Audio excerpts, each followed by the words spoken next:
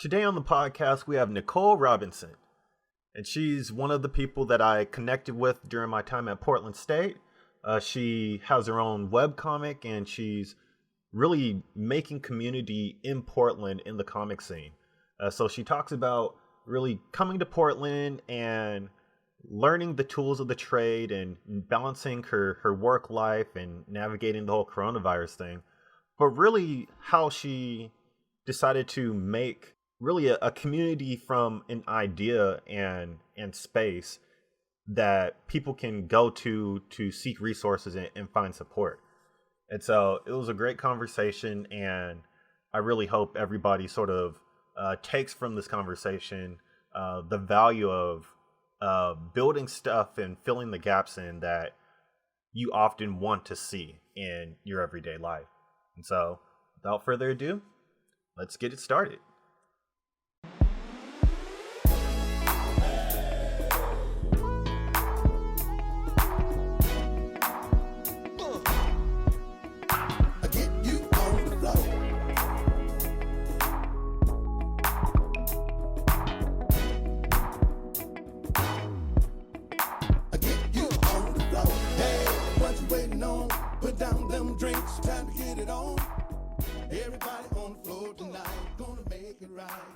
Thanks for agreeing to come on. It's definitely one of those times where people have more time or they don't to kind of like do things now. It's Yeah, I have at least tons of time on the weekend. yes. And it's just, I think this is one of those situations where you don't, you always ask for like a break, but you never really expect it to go like this, Mm-hmm. Yeah. Yeah. But like how's things been, outside of the whole like Corona situation? Like have you found yourself, having the space to, explore other things? For me, I'm like trying to learn Blender now because I found a course they're doing a whole bunch of like little like self-study deals on like Skillshare and stuff. So like how has it been for you? I haven't been doing too many extracurriculars, admittedly. Like I would like to, but like work has been so crazy and stressful for me that like after dealing with a whole bunch of like panicked meetings and going to work and my schedule being up in the air, like I need all of the time that I'm not at work just to calm down from work so that I can go back the next day and do it again. Um, yeah, I think just about every aspect of my life has been affected by the virus, and I haven't been feeling too terribly artistic lately, but I'm trying to get some drawing in. I just beat Catherine Full Body, the video game, Okay. and that was interesting. I'm about to try to play some Final Fantasy IX. I've never really played video games. Well, like I have, but I would play like the same video game over and over and over again. So Oh wow. I played like a lot of Legend of Dragoon, and I played a lot of like Persona games, and that's basically my entire repertoire. Okay. And then my girlfriend is trying to turn me on to some new games that are similar to the old games, and she's just like, "Why don't you try some Final Fantasy? Why don't you try playing some Chrono Cross? It's just like the stuff that you love, except for different content, but it's got the same feeling." And I found out that I'm really good at rhythm games, and I really like co-op games. And every once in a while, I'll do some combat games like Tekken or like Street Fighter, or maybe even some Smash Brothers. But I don't really like being competitive. I like story games, so Okay. JRPGs and social simulators and rhythm games and co-op games like Overcooked 2 and stuff like that. So because like I just become like a bucket of salt if I have to be competitive with my friends, and I was just like, no, I know this about myself. I think I should be doing more co-op stuff so that I just don't turn into salt and vinegar when I'm in like a social setting doing competitive things. So Oh yeah. I mean, I think it's this is the perfect time to have either a Switch or an Xbox or something like that, because Yeah. the only sort of like socialization you could possibly get is through like live streaming and video chatting, or by Mm-hmm. playing, video games online. You know? Yeah. Actually, with my tax refunds, the first thing I got was a PlayStation 4. Oh, nice, nice. Yeah. Yep.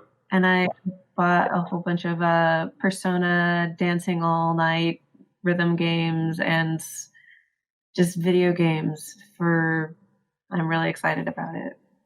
So, Yeah. No Pokemon, no Switch. I don't have the money for a Switch. I'm in the market. I'm waiting for some people to sell some of their old Switches Okay. because everybody's getting Animal Crossing Switches. So I've been looking for like a nice used Switch. My roommate has a Switch, so when Persona S comes out, I'll probably just use my PlayStation or my roommate's Switch. Okay. So Okay. Okay. Yeah. And so I know. I remember when we first met. You were doing stuff at. Like, what are you doing now? do you mean like comic wise? Yeah. Yeah. I think you were doing something with like books and with pictures. Was it like Yeah. every Thursday you were doing like the little like drawing get together, like the comics get together thing, Yeah, yeah. and then you were doing some stuff at Portland State. Yeah, at Portland State, I just took David Walker's class. It would have been cool to meet Brian Michael Bendis, but I don't think he was doing the class at that point. Um, so David Walker was just like, "Yeah, just come take the class and be a better writer." And so I took the class, and that was really fun, really informative. I'm really self-taught, so I learned a lot more like structured ways to like tell stories and a different way of looking at stories. And I learned a lot about some like OG comic creators and their work and the history of comics and stuff like that. Actually, because of the class, I recently picked up Mouse, Okay. and I'm reading. It's over there, waiting for me to read it. And yeah, that's pretty much what I did at Portland State. I just took that class only for self betterment. And as for the comic creator meetup, it is suspended until further notice, sadly. Yes. But when it is not suspended, it is every Thursday from 6 to 9. I'm there every week. You know, Portland is the most happeningest place on Thursday nights. Like everything wants to happen on a Thursday night. So because I do this meetup, I miss up on like so many other things because nobody wants to hold any events on Fridays or Saturdays or Sundays. Everything always happens on Thursday night here. So annoying. I can never go to last Thursday. I can never go to first Thursday. Every Pig Squad holds their events on Thursdays. I don't know why, but Yeah, I've never understood it. Coming from California, you expect something to be popping in downtown on Friday, at least Friday or Saturday. But yeah. people want to be at home. People just want to party on Thursday night and then no other day of the week, which is crazy to me. But yeah, every Thursday night, like if you decide that being at a comic book store is the coolest place for you to be when everything is happening in Portland, we meet at Books with Pictures. It's on like 14th and Division. I'm there. Nick, he's there Thursday nights, and a whole bunch of regulars, a whole bunch of newbies. I think we're gonna start another. Well, we're there every Thursday, but I think we're gonna start advertising the meetup again on Meetup.com. Okay. So hopefully we'll get a couple new faces. Pharaoh's there. If you are a person of color, there will always be another person of color there at least that is making comics. It's not going to be just all white people. There are always going to be queer people of color, if not me and Nick, at least us. And then there's going to be some other people there too. Um, And yeah, that meetup is fun. One of the people there just got like a pilot deal with DC, Ooh. and yeah, that's pretty exciting. Yeah. Oh, yeah, definitely. Um, DC is going to do a pilot for a show that goes to comic book stores and like interviews the people there and takes a look around and shows people what's going on in comic book stores. And the first store that they're going to look at is books with pictures during a Thursday night. So we'll be on that, and that's going to be pretty cool and interesting. I'm not exactly sure when it's going to happen, but we were like Katie Proctor, the owner of the store, Nick and me were all talking about like the specs and what we want to talk about on the show and stuff like that. So that's pretty cool. Um, if you're a lonely estranged like author, illustrator, inker, colorist, any kind of creative in Portland, you everybody is welcome to come to the comic creator meetup as long as you are a nice person that makes other people feel comfortable. Yeah. I've had to kick out a couple people, but generally, if you're nice and listen to me, you don't have to get kicked out. And yeah, I am there. I have a whole bunch of resources. I have like, we have a person who's really good at Tumblr. We have a person who makes websites. We have people who are full of printing resources. We have people who have like a whole bunch of like anatomy drawing experience and make like anatomy books. We can help you with business cards. We can help you gain a following. Professionals come to the meetup. People learning how to draw, people learning how to draft a story, they come to the meetup, and I can pretty much help you wherever, whatever stage you are in your comics journey to help you get that comic produced and to help you get your name out there and help you make money off of it if that's what you want to do. So, like, if you're in comics, there's a whole bunch of different paths you can take. And, like, depending on which path you can take, we can probably get you resources. If I don't have the resource personally, I probably know somebody who does. And so, like, yeah, it's a great place to start off. It's a great well of knowledge. I myself make comics. I go there every once in a while. I'm just like, does anybody know how to do this one thing in Clip Studio Paint? And four hands go up, and everybody comes over and helps me, and it's like really fun and helpful, and it's warm and welcoming for the most part. And I try to keep it warm and welcoming. I can't control people, you Yeah. know. Yeah. Um, if anything pops off in the space, I try to protect it so that people feel comfortable making comics there. But yeah, that's the meetup. The meetup's cool. Some stuff is going on. We're trying to get more people to come to it. It's every Thursday. We're always there. And I'm making my comic. It is the same comic I've been working on for a while, which is the premise is I am personifying fonts and typefaces. Okay. So like, yeah, so like Times New Roman is a character, Impact is a character, Gil Sands, Corbell, Merriweather is a character, Ariel is a character. They're all a whole bunch of characters going around doing slice of life stuff. No Minion Pro? And which one? Minion Pro?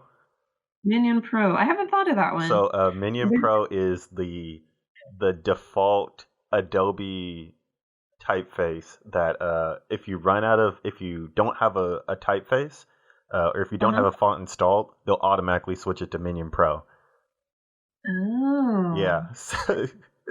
And so Yeah. so every time I open up like InDesign or like Photoshop, and like it says on like the type kit, it says like you don't have this font. And so then you like try to ignore it, they'll just switch it with Minion Pro.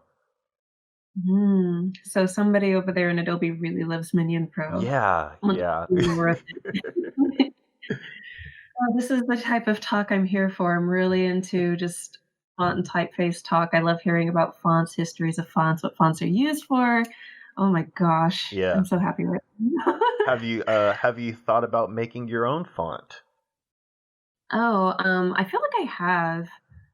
Oh, yeah, yeah, yeah. I at one point I did make my own font.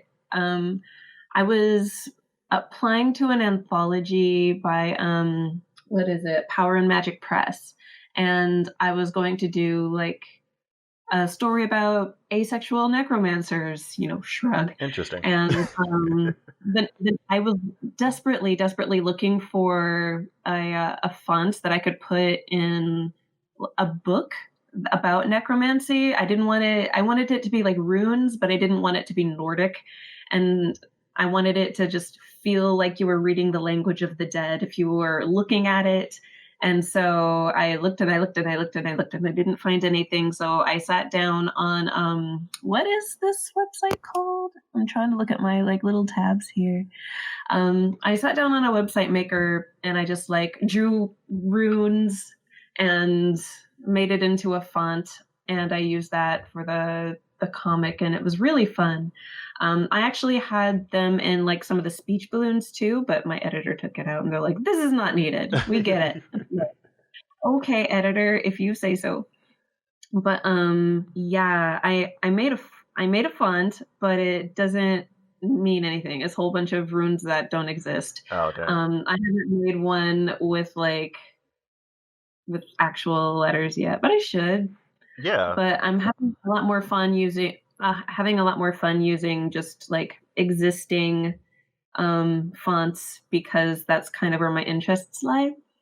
And I actually hit up Microsoft. I don't remember if it was via the phone or email. I think it was email. I hit up Microsoft. I'm like, hey, can I use your fonts in my comic?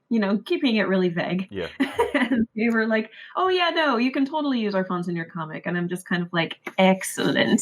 I'm just gonna give this email right here. So in case they send me a cease and desist for personifying Times New Roman, Yeah. I can. No, you said it was okay. I think what people often take for granted, or people often miss the fact that there's ownership in the font space. Like people actually own these fonts, and so if Yes. you use a font that somebody owns and has the rights to, you could they could sue you. Yeah. Linotype and Microsoft and Adobe. I think they own most of the fonts out there. Yeah. There's a lot of font downloading websites where just, creators like you and me go and make fonts and stuff like that. When you're doing a font comic, you just got to be really careful where your fonts are coming from, have to do research on who created it, who owned it, and then just kind of hope you don't get a cease and desist. Which Yeah. is why a lot of people make their own font. Because like, no, I drew it myself. Leave me alone. You can't sue me.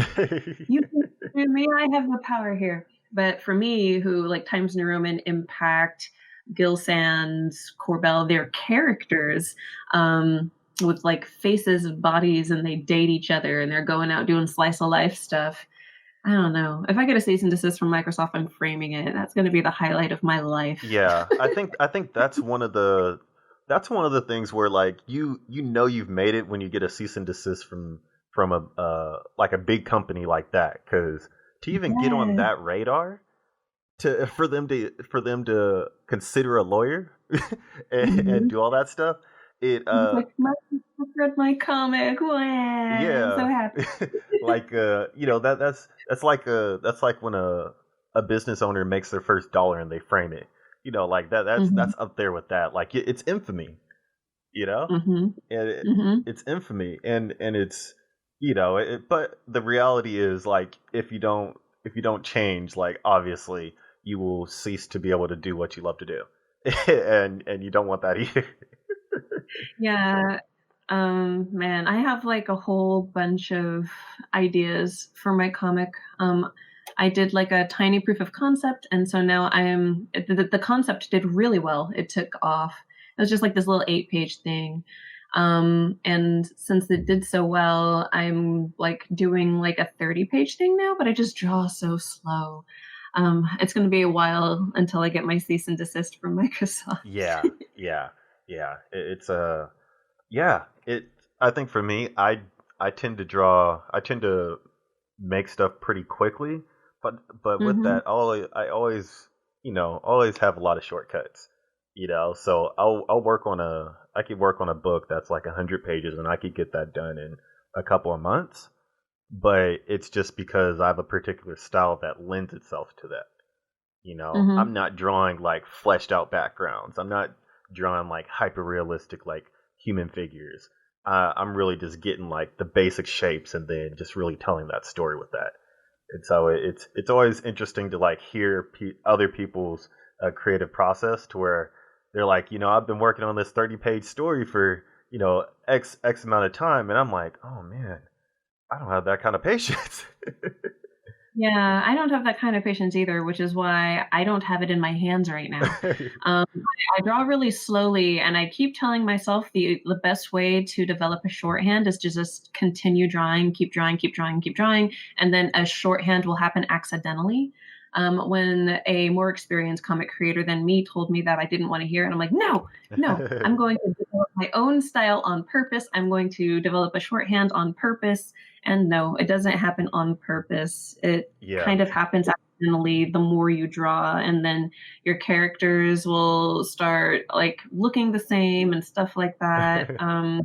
There will be more consistency in your style, but you have to draw a lot in order to achieve that. And it's kind of hard when you have a day job. Yeah. I don't make a lot of money on my comics. I am a comic creator who comics by night and does, therapy by day. So, Yeah. Yeah. And so yeah, so like what are you do like what is your day job? Like how do you sort of what is the bill payer that allows you to like make comics and stuff? well, um, I work in ABA, and then for a lot of people, ABA is really unpopular, but I like to frame it as like I'm just teaching kids with developmental disabilities new skills. I tutor them, and they teach me how to tutor them, and I tutor them within their learning style. So with some kids, I like teach them the difference between yes and no and how to communicate that, and you know stuff like that. I'm teaching a lot of like what do you call I'm teaching some kids what to do when they're feeling a little elevated, and they start acting on impulse. And I'm trying to teach them, like, hey, slow down. I know that you're upset right now. Here's when you really need to use your words. And here's some options of what you can do when you get this upset. And like here are some of the outcomes, and you need to like show them that like communication is a lot easier than like going out and like hurting somebody or something like that. So yeah, I'm teaching kids basically communication skills. Okay. And yeah, kids from like I think my youngest has been 3, and my oldest has been like maybe 12, 13, 14, 15, 16, actually. Oh wow. Something like that. And I'm starting to get really good at scaffolding social skills, and I realized in my daily life that just a lot of people don't have social skills. um, it doesn't matter if you have ASD or not. Just I think in general, a lot of people don't have social skills, and so I think I'm gonna be writing about social skills in my comic. It's gotten to the point where like sometimes people stop trying to go out and be social because they're just like, oh man, I'm so socially awkward. I'm just so bad at it. And some people introduce themselves that way, just kind of like, hi, my name is Jonas and I'm socially awkward. So I'm sorry in advance for me.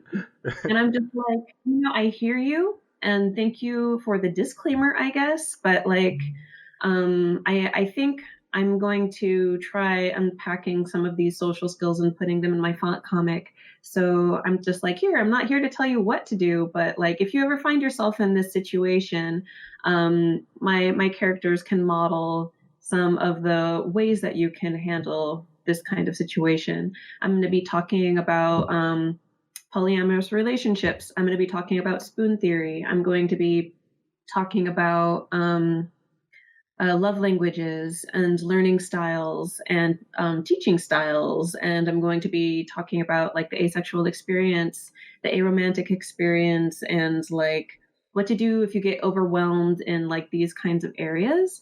I hope to not get preachy, but I do want to open up a conversation about things like this because like this is not taught in schools. Yeah, yeah, not at all. um, it is not at all taught in schools. Some people get it really quickly. Some people need to have it broken down for them. And like, what do you do if you get jealous in a poly relationship? Do you go to your partner? Do you go to YouTube? Do you read a book about it? Do you hold it in and just try to manage? I'm really excited to talk about things like this and I'm doing a lot of research and I'm hoping that like despite like well in tan- like in addition to all of like the fun crazy antics that happen between my characters and my fonts and stuff like that, I do also want to have a conversation about social anxiety and invisible illness and stuff like that. And I want to portray all of the characters that are dealing with all of these things as desirable. So I'm really excited about my comic if and when it does actually come out. Oh yeah, I mean, it sounds like. I mean, first it sounds exciting. Second, it's one of those to where you see sort of like the passion and where your interests are and how that intersects with kind of like the arts. Whether it Mm-hmm. be like what you're doing at work or just how what you see and the experiences you have in your personal life. There's clearly that void that needs to be filled, and it sounds like you found sort of the medium to sort of fill that with, and and it's always like really. I always enjoy sort of seeing the the process behind which somebody like pursues a creative venture, because there's always this personal connection that not only allows me to learn more about the person but learn more about where their convictions lie. Mm-hmm. Yeah, I'm super stoked about it. Oh, I'm also excited to talk about like just like queerness and race and like disability, social economic status. And just Like all those intersections. this is why slice of life is my genre. There's like in interpersonal lives, there's still so much to talk about that we don't talk about. I mean, superheroes are cool and all, but like, what happens when they go home? As a matter of fact, I'm a big DC fan. um, like you always see like Batman, but like, have we ever had just like a Bruce Wayne comic? What does Bruce do when he has to like go to Damien's parent teacher conference? Like, how does he what time in the morning does he wake up? Does he wake up at like 11 a.m. because he's out until 3 a.m.? Like, is he what does he like to eat? Like things like that are what interests me. I would really love Batman to be broken down into just a Bruce Wayne comic, and like it ends with him getting off of a night shift, and then or like it starts with him getting off of a night shift and then ends with him putting on his mask, and then that's the entire comic. I would love to see the flip side of that coin because he's a human being. He's not like an alien. He's not a magician. He's a human being and he's got adult human responsibilities. He, supposedly, oh no, okay, he probably doesn't pay taxes, but he, Yeah, I think I don't think he's paying taxes. he's probably not paying taxes, but like, what does he ever help Alfred out? Can Batman cook? Is Alfred like really what's the word really protective of the kitchen? Like what would happen if Bruce went into the kitchen? He's just like, you know what? I've been really wanting to try to make pasta noodles from scratch, and then Alfred's like, don't touch anything in the kitchen. He's like, no, no, no, this is my kitchen. I'm going to do this. And he's just like, you're not doing it right. And Alfred's just looking over his shoulder, just like, that's not how you do it. And Bruce is like, just let me try. I just want to try. Please just let me try. I want to make some pasta. And like, my head canon is that like Bruce is like super asexual and like any girl on his arm is just like a part of his like costume. And of course, he's like married to Catwoman now, but that doesn't necessarily mean that he's still not Ace. I feel like he's been Ace for like 50 years. Like, what does their relationship look like when they're not in costume? Like, things like this. I really love slice of life, and that is the stuff that interests me. I would love to see Batman try to ask his wife out to go to the movies or something. That is cool to me. Yeah, it like the way you're describing it, it sounds like if Pixar made a Batman movie. Yeah, what if Batman had feelings? You know. Or what if Bruce Wayne had feelings? Okay. Yeah, it's so many things. Creativity is one of those things where you could let your mind wander in the what ifs, or Mm-hmm. you could create it and just see what actually would happen, or or you'd go into fan fiction. I mean, it's just one of those things. You know, Yeah. like what? How did you get into this sort of like? How did you just get into the creative space? I mean, like what was sort of the catalyst that got you into comics and telling stories and just exploring this side? Oh, thanks for asking. I have always been into drawing, but it was always kind of like a lazy hobby for me. Like I was always kind of good at it, and as a child, I got a lot of praise for it, which made me want to do it more. I think growing up being like a tall black woman, a lot of people were like, "Oh, you're gonna be a basketball player. You're gonna go into basketball, basketball, basketball." And of course, I'm like this like tall, lanky, nerdy anime kid who just wants to like learn Japanese and draw, of course. And like I think I did it started off me drawing as like an FU to everybody who told me to go into basketball. Hmm. And it kind of went from there. So like after high school, um I was drawing comics, but I never thought of going anywhere with it until I started working at a daycare.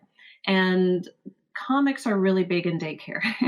And there were these kids, like a couple of 4-year-old white boys, and they would all come to daycare in their superhero get-ups. We had a Hulk, we had a Captain America, we had a Batman, and like I don't know, one other superhero. We had a Thor, and they would all hang out together and pretend to be superheroes at daycare. And it was really big. It was really grand. And at one point, this little black girl walked up to them. She was like 3. She was like, "Hey, I would love to play superheroes with you." And they looked her up and down, just like, "Oh, there's no black girl superheroes." And so, I step in, me being like a huge, and I was like, hold on a minute. You're wrong, 4-year-olds. Now, let me tell you, there is lots of black women superheroes. What about Storm? And they're like, well, yeah, but like Storm, she can control the weather, but ultimately, we just think that this girl over here is going to slow us down. Like, we have crime to stop. And like girl superheroes, black superheroes, it's not really a thing that we're interested in. And so like I just start name dropping black women superheroes, and me being a black woman, I can name a lot, but I noticed that I was scratching the bottom of the barrel real quick. Yeah. Really, really quick. I'm just kind of like, what about this superhero that you've never heard of? What about this superhero that you've never heard of? And I'm talking to 4-year-old white boys, right? So like any of these superheroes that did not make it onto Disney XD, they probably don't know about it. And they were looking at me and looking at this other young black girl at the daycare, just kind of like, you are wasting your time, and time is recess. So we're going to go.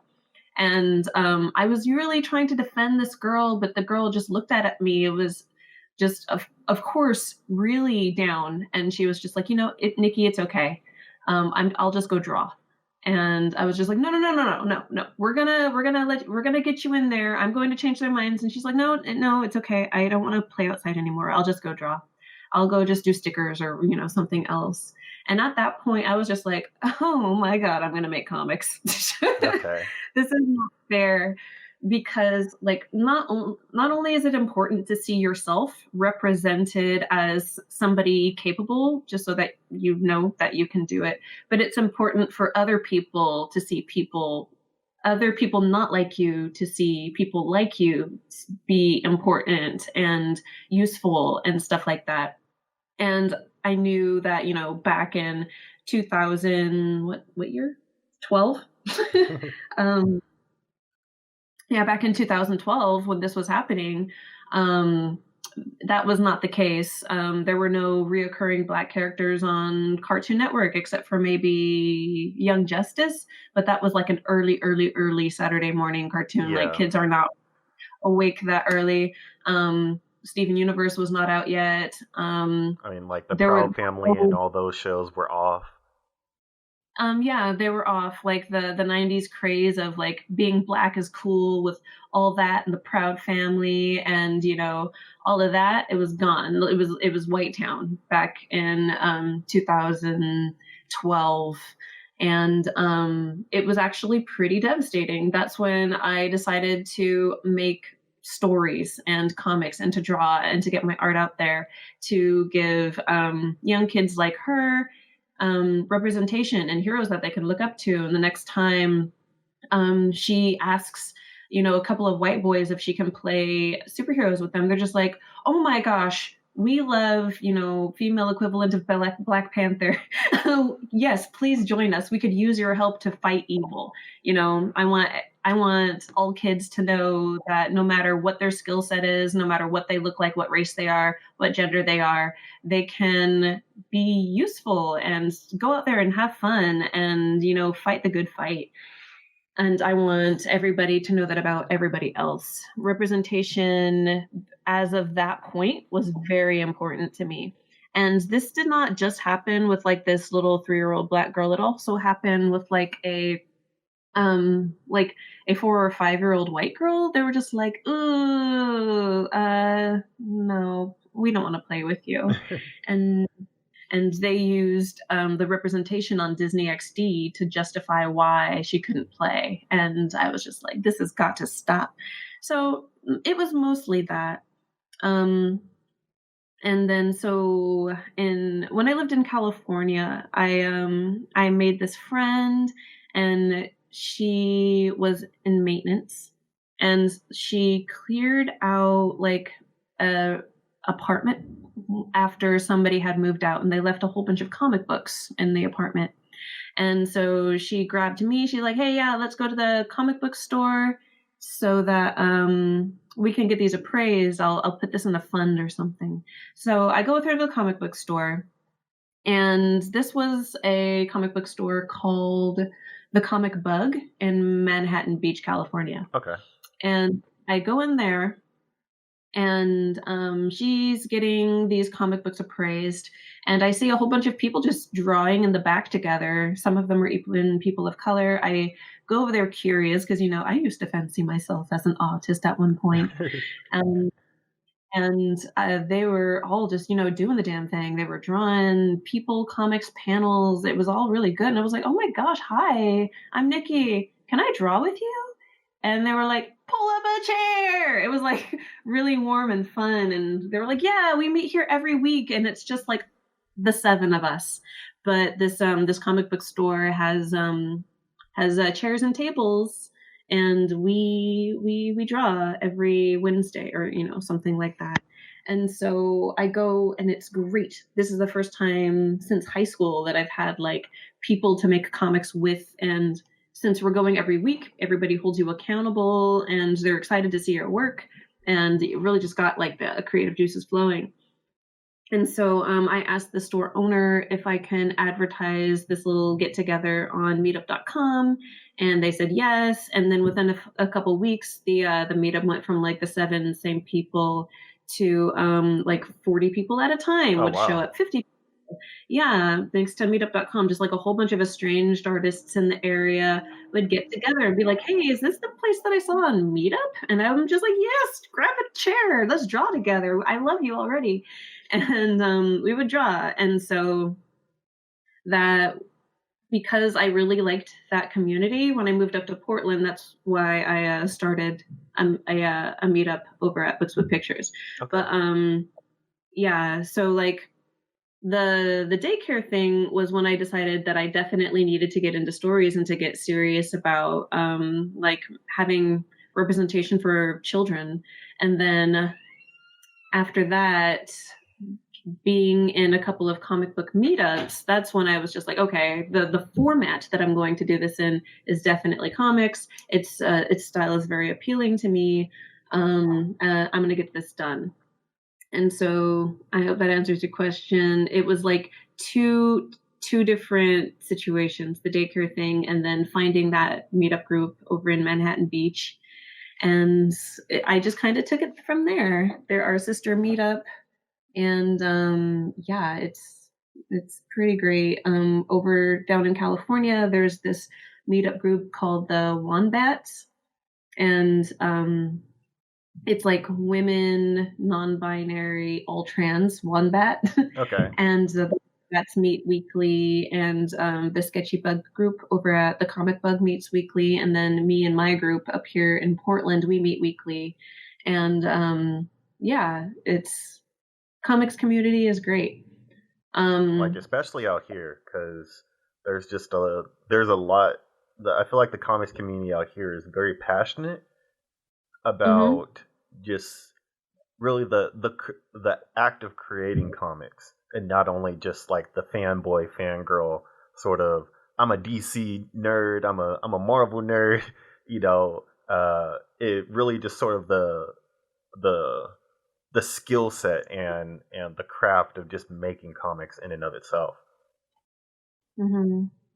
Yeah, I definitely feel that. When I came up here, I went to every single comic book store in Portland asking if I could have a meetup there, Hmm. and they all said no. Every single one said no. And then the comic wait, Books with Pictures was not open yet. So I hit up Katie on Twitter because I read an article about her in the paper. And I was just like, hey, so I heard that you're going to open up a comic book store soon. Can I host a meetup there? Is there going to be space? All I would need are outlets, chairs, and tables. I'll take care of the rest. And she's just like, oh, yeah, absolutely. Please have a meetup at my store that doesn't exist yet. And so she had the venue and she did a soft open for us because on the meetup app, we already had 40 people interested in meeting, but we didn't have anywhere to meet. Oh wow. And so yeah. So she opened up the store for us to meet before the store was even open. And 40 people came like the very first time we met. And it was actually super amazing. Um, and then it's just been me and Books with Pictures ever since. And I really needed to do this meetup because, having a comic book community in Manhattan Beach and in LA was really nice. And I missed that when I moved up here. And so I went to go find comic book community up here. And while everybody up here is very passionate about making comics, it's also very cliquish. Yeah. It's very cliquish up here. Yeah, very much Like so. yeah, you need to be a professional in order for people to like take you seriously or talk to you or to for you to be invited to events. They're just like, "Oh, you make comics. What have you done?" And if you are a casual or you're trying to get your name out there or if you just have like your comic online but you've never been printed by a major publisher, it's hard to even make friends in the comic book community up here, much less to get into a place like what is it, Helioscope now?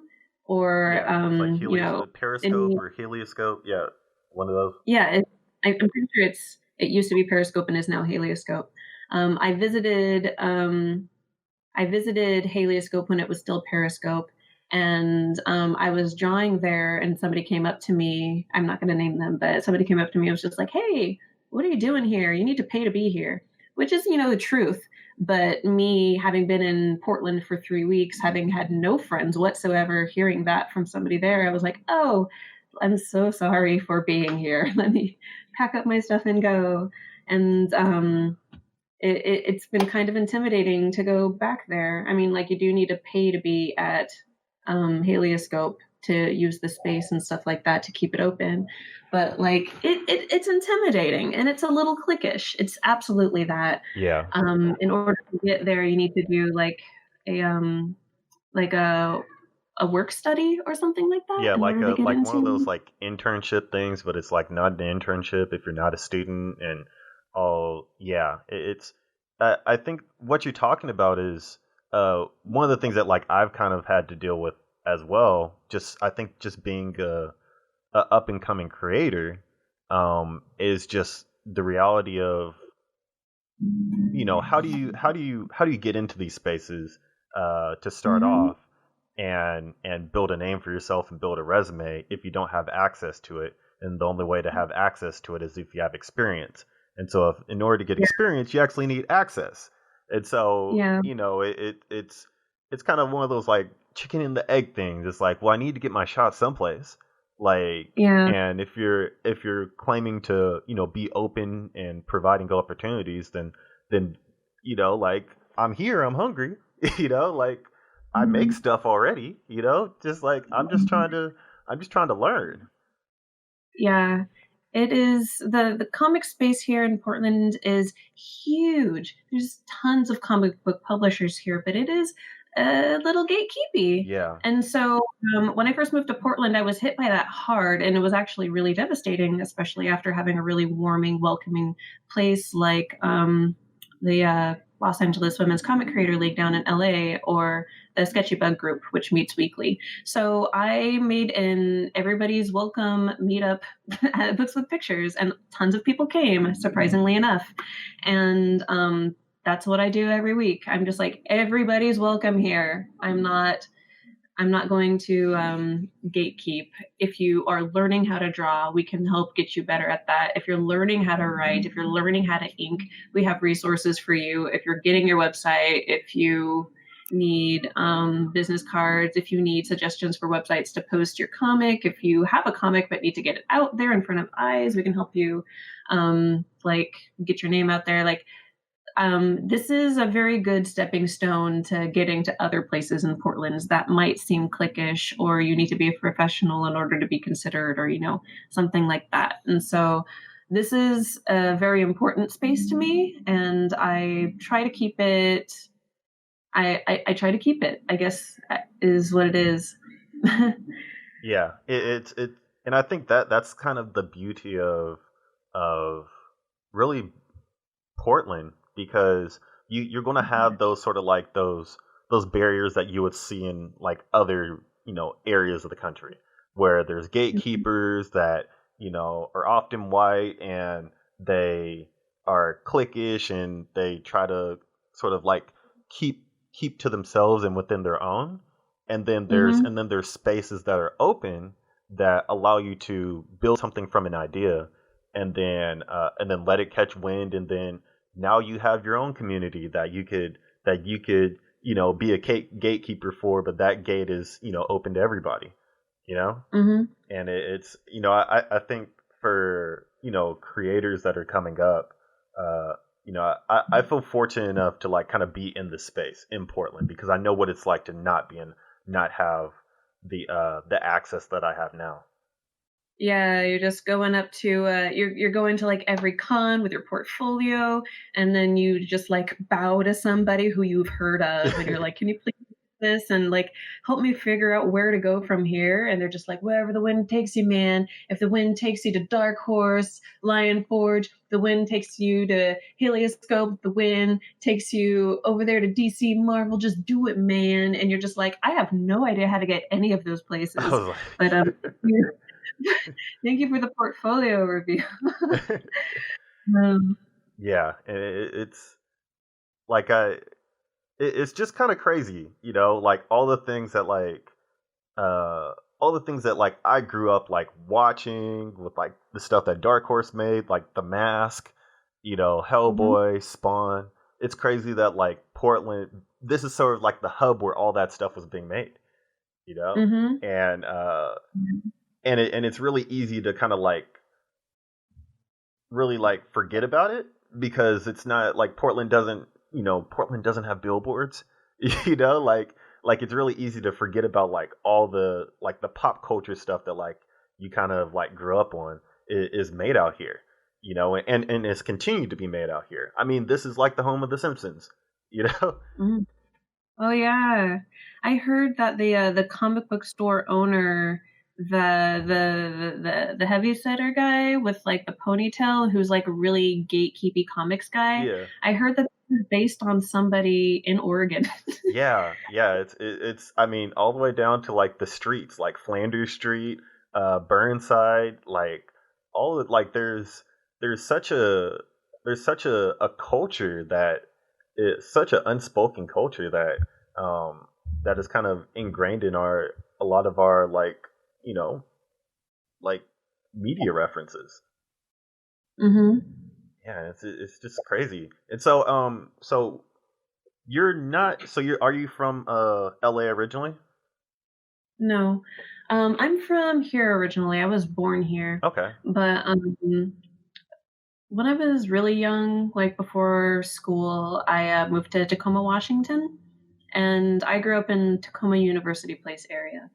And when I turned 24, I moved to LA, and I was there for like a year and a half, and then I moved here, and I've been here for about 4 years.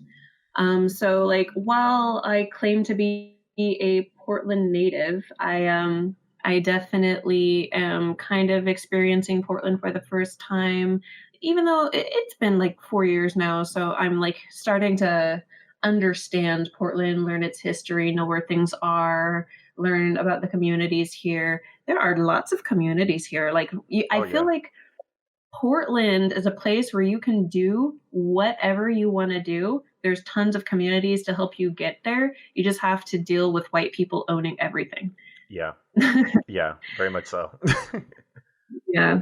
Like it's you literally can. You could be a stripper that makes comics, and you could be successful in both, and you could sell all your stuff on Etsy because that's what Mhm. people do. Yeah. Um, like Pig Squad is an amazing resource for video game creators to like learn and get software and to like play a whole bunch of games and to get their name out there and stuff like that. But like yeah, everything, all of the resources, all of the stores, all of the land, it's just Portland is a great place where you can basically do anything. It's just kind of racist here. And there's like a whole bunch of bureaucracy you have to deal with in order to get to your goal, kind of. So, um, I think mostly people of color, um, like creatives of color here really need to stick together and like lift each other up so that we can like make it out here, Yeah, you know? and I Yeah. think that's the thing that I found really hard. Because one, I'm in animation, and so it's like really hard to find an animator. Uh, and two, it's really hard to find a black animator. It's really hard to find a black sort of like artist illustrator that like makes comics because just you just don't meet them out in the street. You don't meet them at these different places. You often are the only one of the people that you're referring to, and so it does get really difficult. But as you know, we all start to like share stories, and hopefully with you know the whole coronavirus thing where everybody is self quarantining, it's going to force people Mhm. to you know use social media and use all these things to sort of like share and connect now. That way Mhm. it will like bring things to light. But you know it's always really tough, especially understanding sort of like the history of like the black community in Portland. Mhm. Like and so you know to kind of like wrap up, are there any things you you know as somebody that is influential in actually creating space for people? Are there anything? Is there anything that you would sort of like to say about just like finding ways to keep communities together in the age of Corona? In the age of Corona, well, I don't know about the age of Corona, but I do think that after the curve has flattened for Corona, if you are an estranged artist out there, find some community. It is a little bit hard, but there are places where you can go. And the best way to do that is to talk to other creators and ask them about resources and meeting places. A good couple of places, I definitely suggest meetup.com, not only for art, but for like anything. I do suggest, I recommend Pig Squad. I do recommend Helioscope. I recommend coming to my meetup so that you can get into like your very niche thing. A lot of creators come, get resources, and then go, Yeah. which is fine with me. But like sitting at your house wishing you had community doesn't do much. Also, there's a lot of Facebook groups, which seems a little, not everybody wants to be on Facebook, but Facebook is an amazing resource to find creatives of color. And if you come to my meetup, I'll totally tell you about some of those spaces. And in those Facebook groups, there are meetings being organized and resources and job opportunity postings and, stuff like that. It's just, you really need to find your way into a community, and then like you pretty much get out of it what you put into it. It's hard to get your foot in the door, but once you do it, not being a creator that isn't so lonely and just like creating in the house is it's great once you find people like you, like-minded people that you can be creative with and around, and like they'll hold you accountable and you can hold them accountable, and then like you have in-person fans that like your work, and it's like really amazing. In the age of Corona, I don't know, just a video chat your friends. Download, what is it, Google Party or something? Google Party. And yeah, there's this like new app where you can watch movies together with your friends just online, start the movie at the same time as everybody. Netflix Party. It's called Netflix Party. Netflix Party. Yeah, it's called Netflix Party, and you can watch movies together with everybody who logs into the room. And it's a free Chrome extension, yeah. So like watch some movies with friends, video chat your friends. If you are healthy and a friend is healthy, it is okay to go visit them as long as you're not meeting in groups. If you want to go meet friends one-on-one, go over to their house, try not to hug and touch them too much, but like it's better than not hanging out with anybody at all. Go outside, exercise, hang out on your porch, hang out in your car, go for a drive if you don't want to be around people but you need to get out of your house. You just need to like not be within 6 feet of people, but that doesn't mean that you can't go to a park. Parks are big. You can keep your distance and still stay healthy, but yet still be outside. Yeah. You don't got to be cooped. I think people are forgetting that they don't have to be cooped up in the house. Yeah, they just can't, have crazy parties. Yeah, but okay. I appreciate the time. Thanks for being on the podcast. You definitely gave us some insights of just really what's going on in Portland, and how you're able to kind of mediate the lack of community that often plagues Portland and the creative scene. And so yeah, just stay out of trouble. Stay safe, and thanks. Yeah, thank you. Follow me on Twitter. Oh yeah, definitely. Yep. So we'll definitely plug you in that, and hopefully get some more people going to the meetup when the quarantine is over. Yeah. Yep. But well, thank you. Oh yeah, definitely. So yep, have a good one. Enjoy the weekend, and we'll chat later. All right. See you later. Yep. Bye. Again, I want to give another shout out to the Soul District Business Association and Flossom Media for helping me put this on. I'm your host, Stephen Christian. I mixed and mastered this podcast. I also did all the interviews. And if you see any of the stuff on YouTube, I put all that stuff together as well. With all the social distancing things right now, I'm producing this right out of my home studio. So if you have a chance, Make sure to follow us on Twitter, Instagram, Medium at PDX Black Rose, which is PDX BLACKROSE. And if you're on Patreon, hit us up on there. We would love your support. If you don't do anything else, definitely rate and review us on your favorite podcast platform. Apple Podcasts, Spotify, Google Podcasts, Stitcher. And on top of that, be sure to share this with your friends. The purpose of this podcast is to highlight the movers and shakers in Portland that are doing things in the Black community. And by supporting this podcast, you're supporting the community as a whole. So with that being said, thank you for your time, and I'll catch you on the flip side.